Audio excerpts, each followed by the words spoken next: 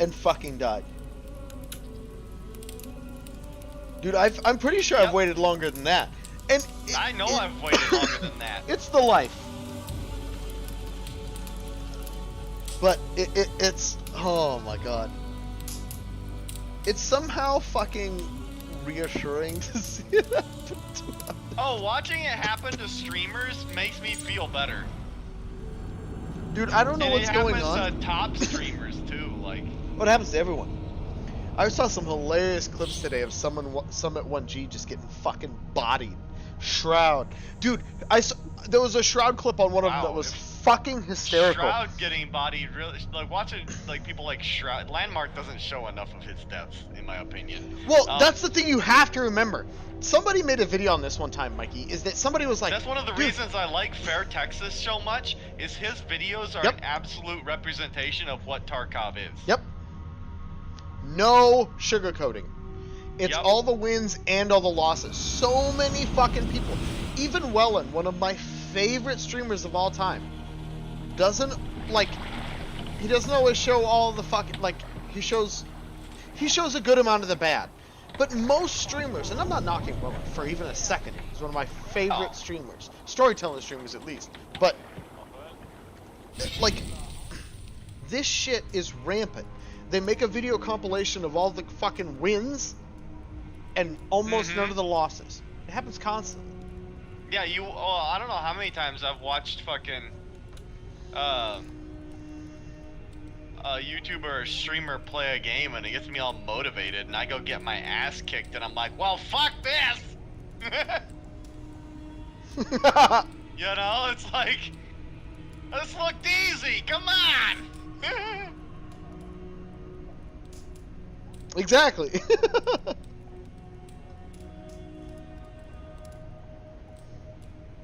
I about didn't get on tonight, but then I I was almost like, didn't either. You know what? I need to save some of my show for. Yeah, dude, I'm the same way. I don't want to binge watch it all right away. Fucking. Not quite. I kill a little bit of time. Fucking. What are you playing? On building. Playing Valheim. I'm working on building the new house or starting it. Oh shit. Well, give me about 5 minutes. If Cardo can't get on, I'll switch over and fucking farm mats for you. Alright, cool, dude. Server password's Porky, all lowercase. I like that shit. No, I'm on Valhalla, but I basically made Cardo the promise that I wouldn't. You would play it all on I would stream. only ever play Valhalla on stream, which I've got the Outer Worlds, and I've got. So I've basically got 4 games that I'm rotating right now, so it's not like it's a bad thing. If I'm gonna play a single player because I don't want to feel like playing multiplayer, I can play the Outer Worlds because I beat it once, but I played it really fast. And there's so many options that you can take. Like I was telling you earlier about how you can do like complete a mission with 2 different factions, or whatever.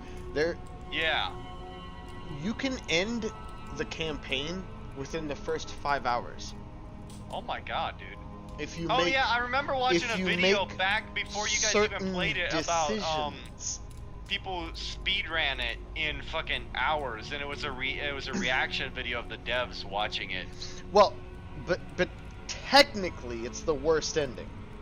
The ending that you can ship off into the fucking sun, like basically into a sun, And so while it is an ending, it is technically the worst one. It's the most. It's the villainous ending, basically. Right.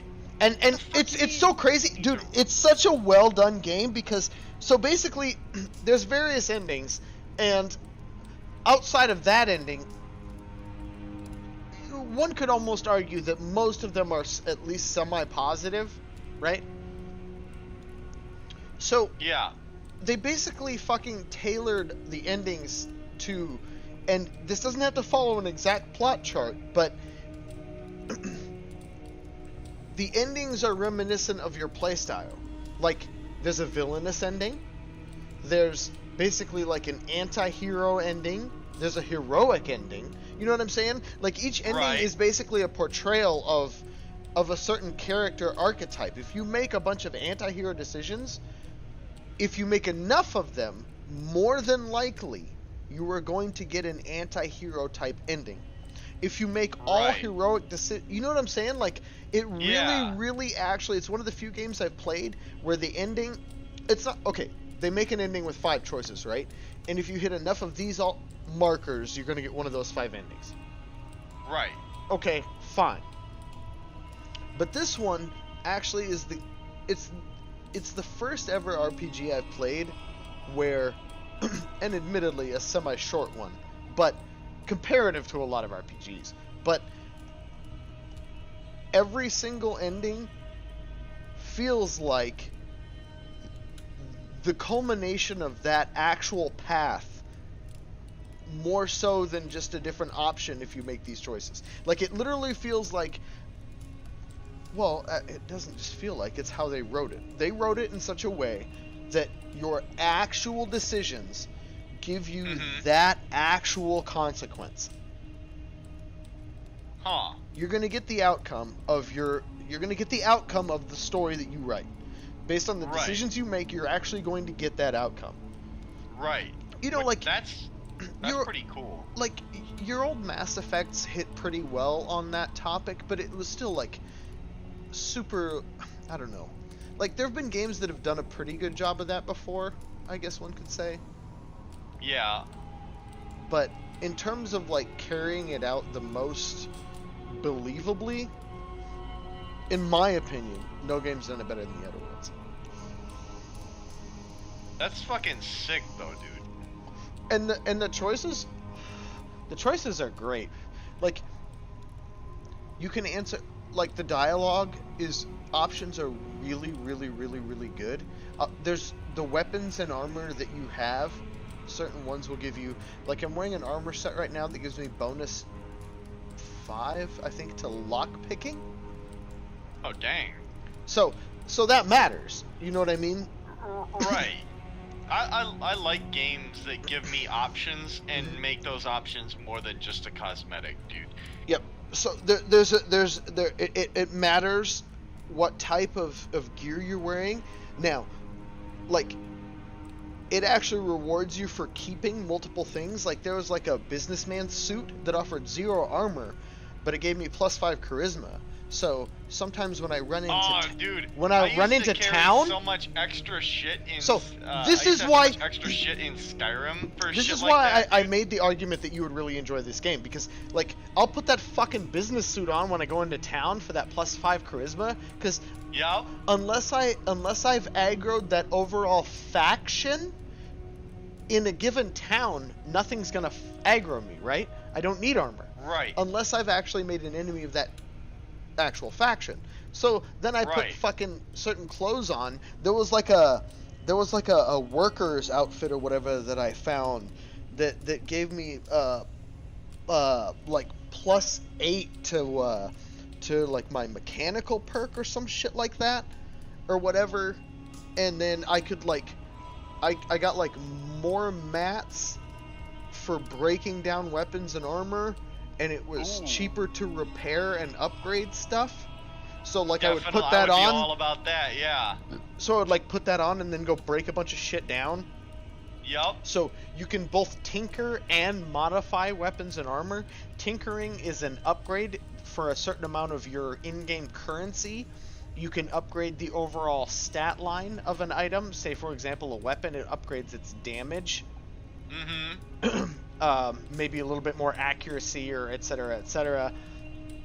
And then for armor, it'll be a slight upgrade to, like, the overall armor, or, like, the upgrade takes away the movement penalty for heavy armor, something like that, for example.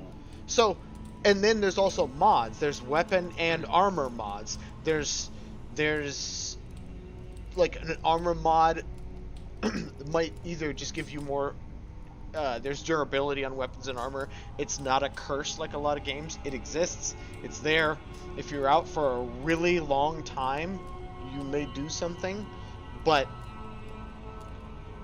it's not like in a normal of sortie from say a location where you could save or repair armor, that it's likely you're gonna break most of your shit. You know what I mean? Right. It's not obtrusive.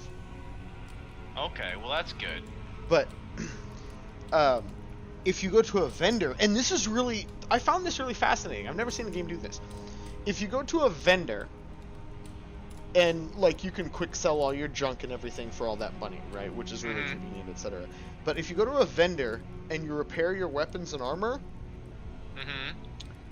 it costs you in-game currency.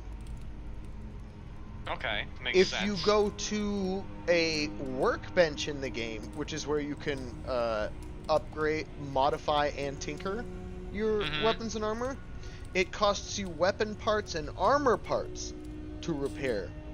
Bruh, that's fucking cool. You know what I'm saying? Like, it costs you your mats if you're at a workbench. But if you're at a vendor, someone who you would have to pay to do your things, to use it their costs materials. you currency. Like, dude, that's it's really that cool. little thing, though, that just makes a... You know what I mean? Like, yeah. It's believable, because that's what would happen. Like, I don't know, it's a small detail, but I feel like it's one that's overlooked in a lot of games. The mods are anywhere from sites to, really like... cool, dude. The mods are anywhere from sites to magazine size to suppressors to mods that change damage types. Dope. There are melee weapons of many variants which also have mods. There are three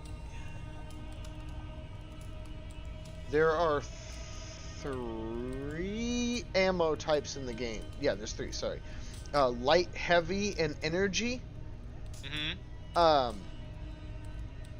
And you can modify, certain mods will allow you to modify certain weapons that come at a certain thing. Like a regular assault rifle is considered light, or is considered heavy ammo. And the representation looks like a package of, like, I don't know, 7.62 ammo or something like that. The light looks like pistol bullets. Okay, yeah. Etc. and like, there was a revolver that I found that was heavy ammo, which makes sense for a revolver, and it fired, like, you could rapid fire it, like, all 6 rounds or whatever. And I put a mod on it that changed it to energy damage and put 15 rounds of energy instead of, like, 6 revolver instead of the rounds. 6 heavy ammo, yeah. Yeah, and then it would do 3-round bursts through the 15 energy rounds before a reload. So you had 5 bursts. Bruh, that sounds pretty fucking dope. You can really modify weapons and you know what I mean? Yeah. I think I put a mod that I put a mod on my assault, my AR, the base AR in the game. Yeah. That put a 2 times scope on it, or 2.5 times scope on it, and then I put another mod on it that reduced the rounds from, I think it was 24 as the base, to 20, but made it semi-automatic. So I had 4 less rounds, but I had a 2 times scope and semi-auto, and I basically turned it into a short-range DMR, and you just fucking, whenever you're coming up on an encampment, you just go to that and fucking pop like 2 or 3, because you get a sneak damage. A few of them out at range. Well, you get a if you shoot them in the head, you get a crit, and if you shoot them from unaware, you get a sneak damage bonus. And if you do it quick enough, you can get 2 sneak damage bonus headshots if you find, like, the 2 guards or enemies or whatever that it's the closest together. Right. You know what I mean? So you line up the 2 closest together, fucking creep up close in a bush, take that, fire 2 rounds from the DMR, hopefully headshot both, crit, explode both of their heads, and then just run in with something else. Energy weapons, submachine guns.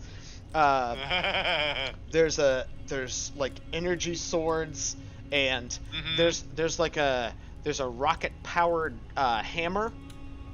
Oh shit. It's got a little rocket on the back, and when you swing it, the rocket fires and it fucking propels itself. You can upgrade that. Okay. The melee weapons are actually a lot of fun. The melee weapons are really, really basic, right? So it's just right click is block. Yep. and then left click is swing. Most weapons have a 3-click combo. If you just click, not rapid click, just like a half-second click intervals, they'll just do like a basic 3-hit move.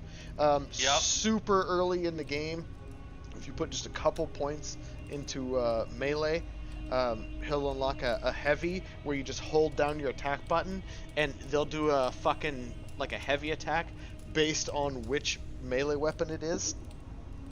Okay, dope.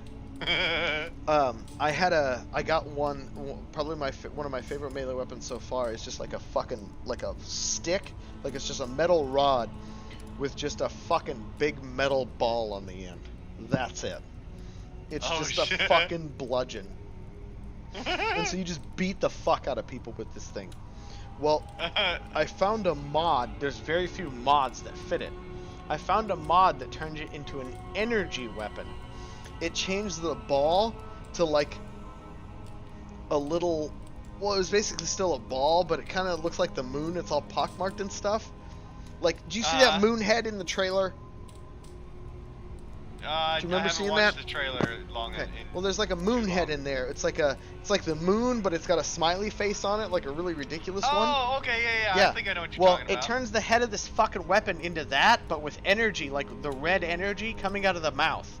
And so whenever you fucking smudge and wallop somebody with this thing, it also does an energy damage tick on them. Oh shit! Like it's just you're fucking beating the fuck out, like it's smiling at him and there's fucking red energy coming out of it, and you're just like beating the shit out of this like attack dog, this alien attack dog, and you're just laughing. Okay, it's a problem. Maybe I have a problem, but listen, it's a good game. You would really, really enjoy it. Also, the dialogue options are really good. It's the same thing of like, okay, if you've got your, your charisma up high enough, it unlocks another dialogue option. But the thing is, it's not like it's so narrowly choiced. Like, if you've got your mechanical skill and your charisma up and your deception up and all this stuff, like there's like 8 dialogue options. Instead of just, whichever one is prevalent to that conversation, like in some older games. You've got your basic 3 options, and then you've got maybe you've unlocked a 4th with your deception perk or something, and maybe you've unlocked a 5th or something like that. No, it'll give you every option that you've got based on what you've got upgraded. And there's a lot of options. Somebody can be asking you to help with their dying child, and you can tell them, like, this isn't worth my fucking time. Like, piss off. It's fucking hilarious. Some of the stuff is, like, really good with it, Well, just if you get bored, I'm going to have to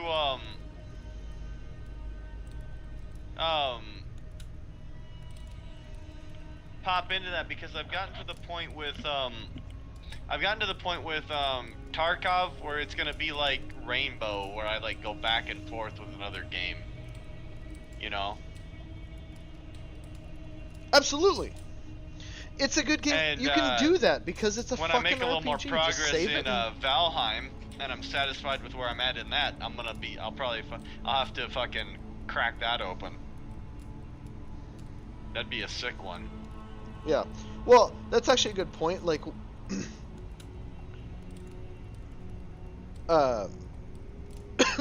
excuse me. With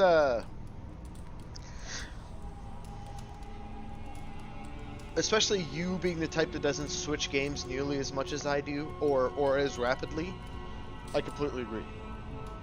Don't do it now, especially not while you still have, which is a little fresher than me, you still have a little bit of the Tarkov crack addiction. Yeah. Because you don't have quite as many hours into it. Like, yeah. You know what the fuck I'm talking about. Tarkov is a little like crack.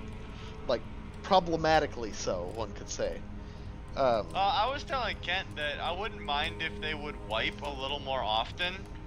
I was thinking that, dude. I was honestly thinking that, because early wipe is the best time, dude. Like, I'm honestly having, and which is why I've been playing it a little bit less and branching back out into some of these RPGs, dude, is because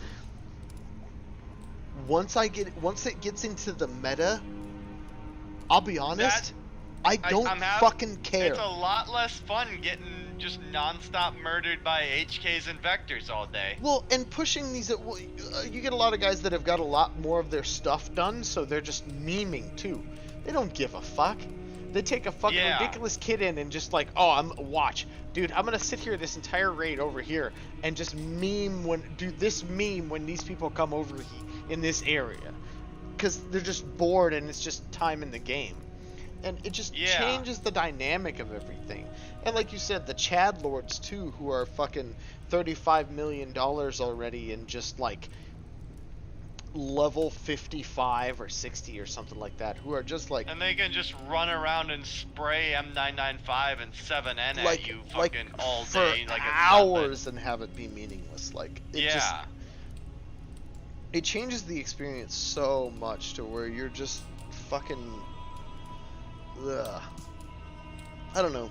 Maybe I'm overreacting a little bit, but... Yeah. Well, and the other thing too is I hope they keep making improvements to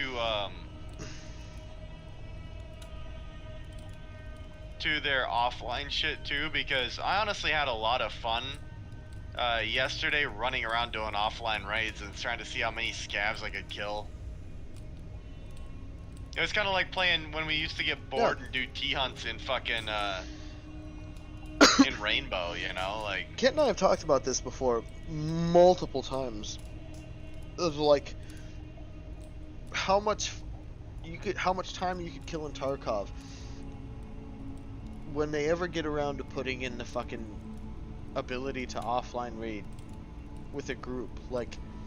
Because we could spawn in the bosses and as many scavs as we could or whatever on all the different maps, and just go in there and fucking tear around and like, you know? Get in there, make it so that we can like turn on the cursed and hunted or fucking marked or whatever, you know, like.